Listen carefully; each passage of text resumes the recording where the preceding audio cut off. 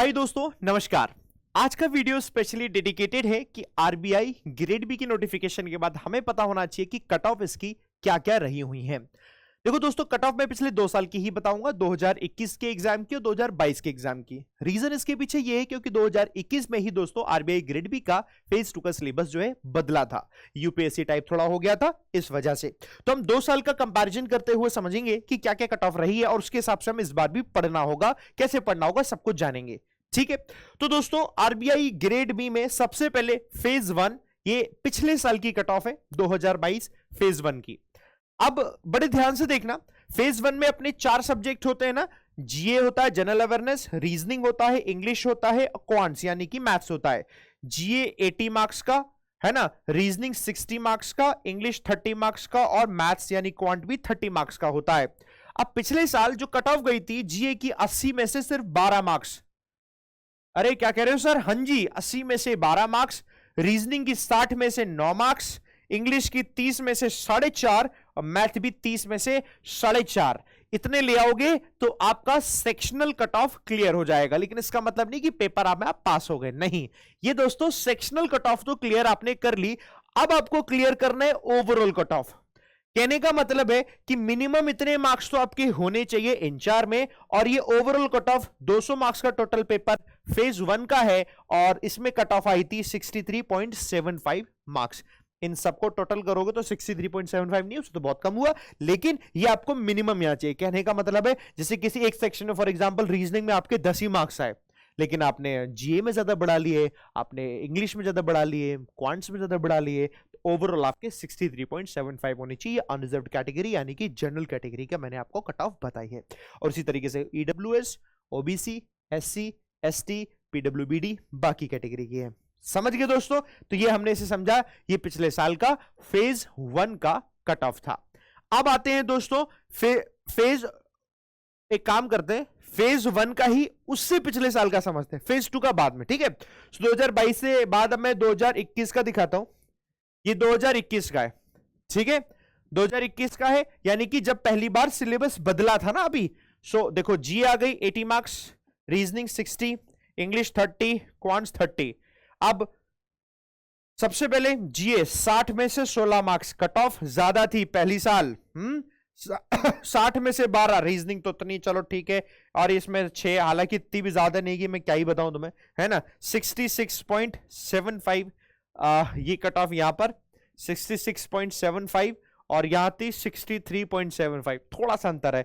यहाँ 4.5 चाहिए थे इंग्लिश में, यहाँ पर आपको 6 चाहिए इंग्लिश में, वहां 12-16 चाहिए था, और यहाँ पर दोस्तों 9 और 12 चाहिए। थोड़े थोड़े मार्क्स वहां बढ़ गए तो ओवरऑल भी बढ़ गए।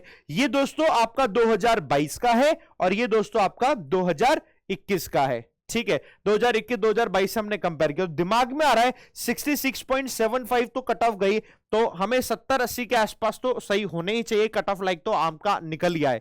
लेकिन देखो, जितना ज्यादा आपका स्कोर होगा ना, मैं आपको लिटरली बताता हूं, फेज 1 में आप हो सकता है पास तो हो जाओ, 66.75 जिसके होंगे वो भी पास हो जाएगा, लेकिन वही स्कोर उसका ऐड होगा जब वो फेज 2 का एग्जाम देगा, और फेज 2 में अगर बाकी की ज्यादा होगा उसके कम, तो उसकी सिलेक्शन होने के चांसेस काफी कम हो जाएंगे। समझ रहे हो? तो आपको स्कोर ज्यादा ही करना है। अच्छा, फेज 1 हो गया, फेज 2 पे आते हैं। सो पिछले साल का फेज 2 ये रहा।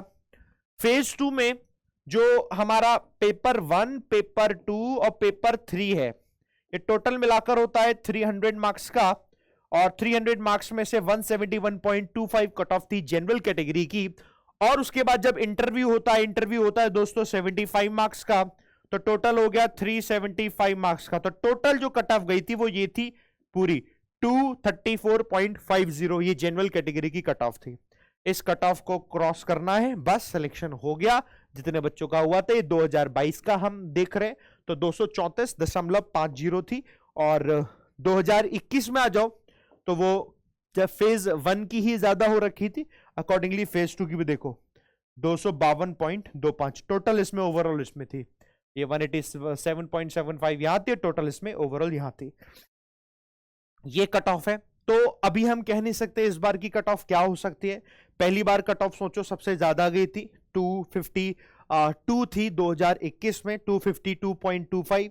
2022 में 234 आ गई, तो ये गैस मत कर लेना इस बार 210 के आसपास जाएगी, ऐसा गैस मत कर लेना। बट हाँ, जरूरी है आपको उस लेवल का पढ़ना। अगर ज्यादा बच्चे अपीयर कर रहे हैं और ज्यादा बच्चों में कंपटीशन भी अच्छा खासा है तो कट ऑफ ऑटोमेटिकली ज्यादा बढ़ सकती है। बट आप लोग बिल्कुल टेंशन मत लीजिएगा, टीम एवीपी पूरी आपके साथ लगी हुई है। इंग्लिश के लिए दोस्तों मैं पूरी जी जान लगा दूंगा और इंग्लिश को मजबूत करा दूंगा। फेज 1 की इंग्लिश आराम से आप कर पाओगे, जैसे पीयू लेवल की इंग्लिश पढ़ रहे होते हैं बस वही इंग्लिश पढ़ाऊंगा मैं, वही पढ़ना है। और फेज 2 की इंग्लिश भी आराम से कर पाओगे। रेगुलरली एडिटोरियल जो होता है सुबह 8 बजे मैं कराता हूं, जो बच्चे नए हैं सर्च कर लेना एडिटोरियल बाय विशाल सर, आज की डेट डाल देना 9 मई। डेली बैंकिंग वाला पे एडिटोरियल कराता हूं, डिस्क्रिप्टिव ऐसे करा रहा होता हूं डेली में, लेकिन सिर्फ डिस्क्रिप्टिव ऐसे नहीं आता, इसमें डिस्क्रिप्टिव पैसी प्रेसी भी आता है। प्रेसी कैसे लिखते हैं, जिसमें टाइटल भी ढूंढते हो, प्रेसी कैसे लिखते हैं, वो भी मैं उसी में ही इंक्लूड करा दूंगा लिखाना कि ऐसे प्रेसी करके ढूंढते हैं। और पूछा जाता है रीडिंग कॉम्प्रिहेंशन, डिस्क्रिप्टिव आंसर करना होता है उसका, उसे भी मैं दोस्तों सिखाऊंगा। बढ़िया से दोस्तों सीखते रहो। नए आए हो चैनल को सब्सक्राइब कर लेना, कोई और सवाल हो तो मुझसे पूछ लेना। एक वीडियो आप लोगों के लिए किया है मैंने, इसके आई बटन में लिंक मिल जाएगा, डिस्क्रिप्शन में भी लिंक मिल जाएगा, जाकर देख लेना कि इंग्लिश को आप कैसे क्रैक करें। ठीक है, और कोई सवाल हो तो वो भी कमेंट करके बताइएगा, मैं उस पर वीडियो जरूर बना दूंगा। Wish you all the best दोस्तों। जो लोग पढ़ रहे हैं मेहनत से पढ़े, और आरबीआई ग्रेड बी अगर आपका सपना है तो उसको आपको हकीकत में इसी बार ही बदलना है। I wish you all the best दोस्तों। Thank you very much. जय हिंद, जय भारत।